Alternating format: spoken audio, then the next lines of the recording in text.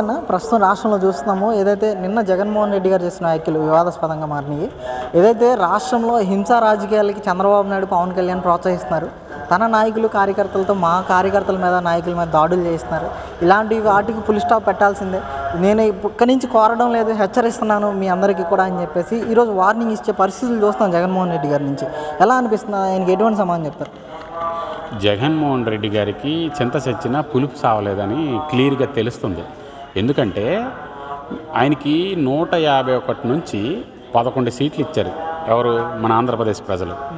ఇంకా బుద్ధి రాకపోతే ఎందుకండి జగన్మోహన్ రెడ్డి అంటే, ఈ 5 సంవత్సరాలు వాళ్ళు పాలిచ్చిన రౌడీ పాలన ఇంకా ఆయనకి మర్చిపోట్లా. ఇంకా నేను పాలనలోనే ఉన్నా, రౌడీజం చేస్తా, ప్రజలకి బెదిరిస్తా. అక్కడ డాక్టర్ గారిని ఒకసారి చంపేశారు మాస్కులు అడిగినందుకు. వాళ్ళ బాబాయ్ అడ్డొస్తాడని వాళ్ళ బాబాయిని చంపేశారు. అంటే ఈయన రౌడీ రాజకీయం ఇంకా అలవాటు అయిపోయింది. పదవి ఊడిపోయినా కూడా నేను ఇంకా రౌడీనే అనుకొని ఆయన ఫీల్ అవుతున్నాడు. ఈ జగన్మోహన్ రెడ్డికి ఇంకొక అవకాశం ఇచ్చిందని మొన్న ఒకసారి నేను సోషల్ మీడియాలో మాట్లాడా. ఇప్పటికైనా చంద్రబాబు నాయుడు, పవన్ కళ్యాణ్ గారు చేసే పాలన చూసి మీరు మారండి, మానవత్వమైనా నీకు మిగులుద్ది. లేదంటే నీకు రాక్షసుడు లాంటిది ఆంధ్రప్రదేశ్ చరిత్రలో నీకు ముద్ర వేస్తారని నేను చెప్తూనే ఉన్నా. ఇలాంటి బిహేవియర్ మార్చుకోపోతే రేపు ఆ ఒక్క సీటు కూడా పులివెందల్లో ఆయనకి రాదు. ఆ ఒక్క సీటు కూడా గెలిచే లక్షణాలు ఈయన కాడ కోల్పోతాడు. కనుక ఈయన తెలుసుకోవాలి. పవన్ కళ్యాణ్ గారు ఏం చెప్పారండి, అంతకుముందు మాట ఇచ్చారు, నేను ప్రజలతో గెలిచినా గెలవకపోయినా నేను ప్రజలతో ఉంటా, ప్రజల దగ్గర పనిచేస్తా అని. మరి ఆ మాటలు ఇప్పుడు చూస్తున్నారు కదండి. 4 రోజులైంది. 4 రోజుల్లో ప్రమాణ స్వీకారం అయ్యి కూడా 15 రోజులు అవలా.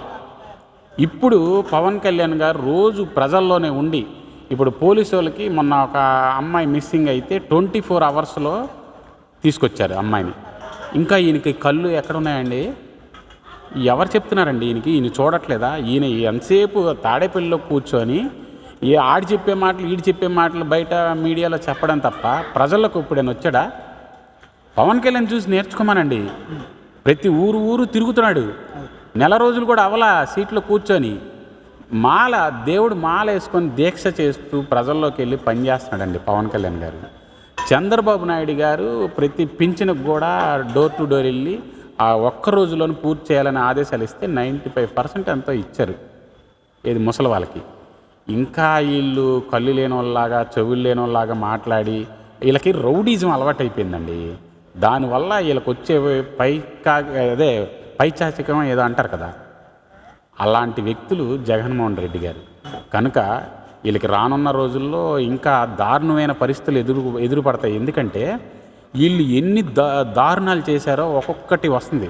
మా నాదెండ్ల మనోహర్ గారు కాకినాడ వెళ్తే 10 వ్యవస్థల్లో చెక్ చేస్తే 7 దుర్మార్గమేని దొరికినాయి. ఆ 3 కూడా దాచిపెట్టారు. ఆ 3 కూడా దొరుకుతాయి.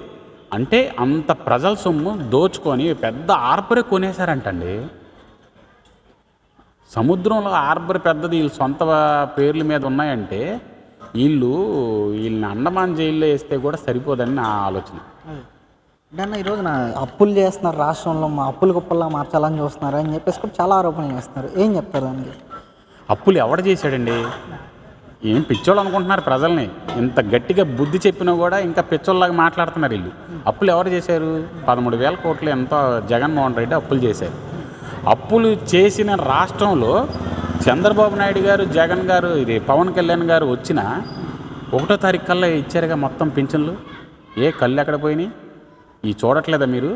చూడకపోతే ఒకసారి ఓపెన్ చేసి సోషల్ మీడియాలో చూడమనండి. ఎంతసేపు ఈ పేటీఎం చెప్పి వినొద్దని చెప్పండి. ఇంకా మళ్ళీ పొద్దున్న 9 గంటలకల్లా వస్తున్నారండి పవన్ కళ్యాణ్ గారు ఆఫీస్కి పనిచేయడానికి రోజు. మాది విజయవాడ కాబట్టి మరి పింఛన్లు ఇచ్చారు. తర్వాత ఇదిగోండి ఇదే లైటు మీకు సాక్ష్యం. తమ్ముడు ఈ లైట్ చూడు, ఇది గవర్నమెంట్ వేసిందే. మొన్న 4 రోజులు కూడా అవ్వాలని గవర్నమెంట్ వేసేది ఈ లైట్లు. 47వ డివిజన్ విజయవాడలో ఈ డివిజన్లో 20 లైట్లు వేయించారు. మరి అప్పులు చేస్తే ఎలాగ వేపిస్తారండి? వీళ్ళలాగా మాయ మాటలు చెప్పే గవర్నమెంట్ అయితే కాదు మా ఎన్డీఏ కూటమి ఖచ్చితంగా పనిచేస్తుంది, ప్రజల కోసమే ఉంది. కనుక ఆంధ్రప్రదేశ్ డెవలప్ చేయడమే ఈ లక్ష్యం ఎన్డీఏ కూటమి. కనుక పవన్ కళ్యాణ్ గారు ఒక భగవంతుల్లా అంటాడు. ఆయన మీద ఇలాంటి రాక్షసులు లాంటి వాళ్ళు ముద్ర వేసినా కూడా పడవు. ఎందుకంటే పవన్ కళ్యాణ్ గారి వెనకాల ప్రజలున్నారు. అది నిరూపించారు. ఆంధ్రప్రదేశ్ ప్రజలు చాలా తెలివైన వాళ్ళని ఖచ్చితంగా తీర్పిచ్చారు. కనుక పవన్ కళ్యాణ్ గారికి కూడా ప్రజల మీద చాలా విశ్వాసం ఉంది. ఎందుకంటే మొన్న చూస్తే పోలీస్ కేసే కానీ మళ్ళీ మీరు సోషల్ మీడియాలో చూసారు, ఒక బుడ్డ పిల్లవాడు జెండా పట్టుకొని క్యాన్వే దగ్గర నిల్చుంటే ఆపి ఆ పిల్లవాడికి ఫోటో దిగి వెళ్ళిన వ్యక్తి పవన్ కళ్యాణ్. పవన్ కళ్యాణ్ ఎందుకంటే అంత స్థాయిలోకి వెళ్ళిన ఆయన భగవంతుడికి ఏవైతే మనసు ఉందో పవన్ కళ్యాణ్ గారికి అది ఉంది. వెళ్ళిపోవచ్చు కదండి. ఎంతమందిని సీఎంలు చూడలేదు ఆంధ్రప్రదేశ్లో మీరు? తోసుకొని వస్తున్న ముసలమ్మ దగ్గర వెళ్ళి ఆగాడు. ఇవన్నీ వీళ్ళు ఏం చేస్తున్నారండి? ఇంకా వీళ్ళకి ఈ మంచి చేస్తుంటే మంచి పేరు వచ్చేస్తుందని తట్టుకోలేక ఏదో ఒకటి చెప్పాలి, వీళ్ళని మాయ చేయాలి, మళ్ళీ ప్రజల దగ్గర మోసం చేయాలి అన్న ఆలోచనలే తప్ప ఇలా ప్రభుత్వం, మాజీ ప్రభుత్వం వ్యవస్థకి ఒకటి చెప్తున్నా, వైసీపీ మంత్రులకు కానీ జగన్మోహన్ రెడ్డి గారు కానీ, ఏమండి మళ్ళీ మీకు అవకాశం ఇస్తున్నాం, పవన్ కళ్యాణ్ గారి ఎలక్షన్ ముందే చెప్పారు, మీరు తప్పులు ఒప్పుకుంటే నేను క్షమిస్తా, మీరు కానీ మళ్ళీ రాక్షసుల్లాగైతే మీకు క్షమించేదే లేదు అని క్లియర్గా బహిరంగ సభలో పవన్ కళ్యాణ్ గారు చెప్పారు. అవి కూడా ఇని మారపోతే వీళ్ళకి కనీసం ఆంధ్రప్రదేశ్లో వీళ్ళ పేరు తలుచుకోవాలంటే చిరాకు వచ్చే పరిస్థితి తొందరలోనే ఉంటుంది. అంటే ఇక్కడ మరోపక్క పవన్ కళ్యాణ్ గారు కూడా కొన్ని వ్యాఖ్యలు చేశారు. ఈరోజు నేను మంత్రిగా జీతం తీసుకోవాలంటే కూడా భయం వేస్తుంది, నాకు ఇన్ని అప్పులు ఉన్నాయి రాష్ట్రంలో అని చెప్పేసి కూడా ఆయన చేసిన వ్యాఖ్యలు ఎలా అనిపిస్తుంది? అసలు ఏం చెప్తారు? ఇది చాలా స్పష్టంగా కనిపిస్తుంది పవన్ కళ్యాణ్ నిజాయితీ ఇది. ఎందుకంటే ఆయన కింద నుంచి పైకి వచ్చే స్థాయి అయింది పవన్ కళ్యాణ్ గారు. ఒక సాధారణ మానవుడు ఎలా బతుకుతాడన్నది పవన్ కళ్యాణ్ గారికి తెలుసు. ఎందుకంటే ఆయన పెద్ద పెద్ద సినిమాలు చేసినా కూడా ఈ సినిమా సెట్లో ఆయన కింద కూర్చొని వాళ్ళతో ఏం తింటే నాకు అది పెట్టండి అనే వ్యక్తి పవన్ కళ్యాణ్ గారు. కనుక పవన్ కళ్యాణ్ గారు ఈ పరిస్థితులు చూసి ఒక 2 లక్షల రూపాయల జీతం అయినా ఒక 20 మందికి పనికొస్తుందన్న ఆలోచనతో నాకు జీతం వద్దు, అది ఈ 2 లక్షలు కూడా ప్రజలకు ఖర్చు పెడతా అన్న తత్వం ఎవరికి వస్తుందండి? భగవంతుడికి వస్తుంది. కనుక నేను పదే చెప్తా ఉంటాను, నేను పవన్ కళ్యాణ్ గారు భగవంతుడు లాంటి వ్యక్తి. కనుక ప్రజల కోసం పుట్టిన వ్యక్తి పవన్ కళ్యాణ్ గారు. ఆయన జీతం తీసుకోవచ్చు, ఇవన్నీ చేయొచ్చు కదండి, ఎందుకు తీసుకోవట్లా? ఆలోచన వేద్దాం.